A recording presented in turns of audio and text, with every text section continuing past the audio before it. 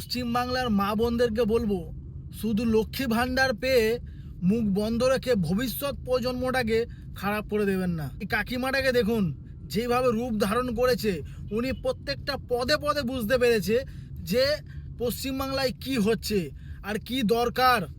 তো প্রত্যেকটা মা বোনকে বলবো যে আপনারাও সেইভাবে মুখ খুলুন।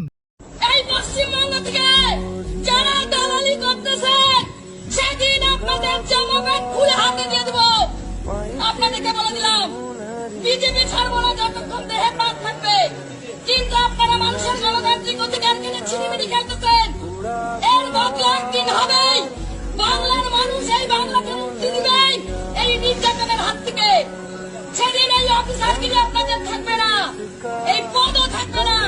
সেদিন আপনি কোথায় যাবেন, এই ড্রেসও আপনার থাকবে না। আপনাকে রাস্তাঘাটে চলতে হবে বউ ছেলে মেয়ে নিয়ে, আপনাদের ঘরে বউ ছেলে মেয়ে থাকবে।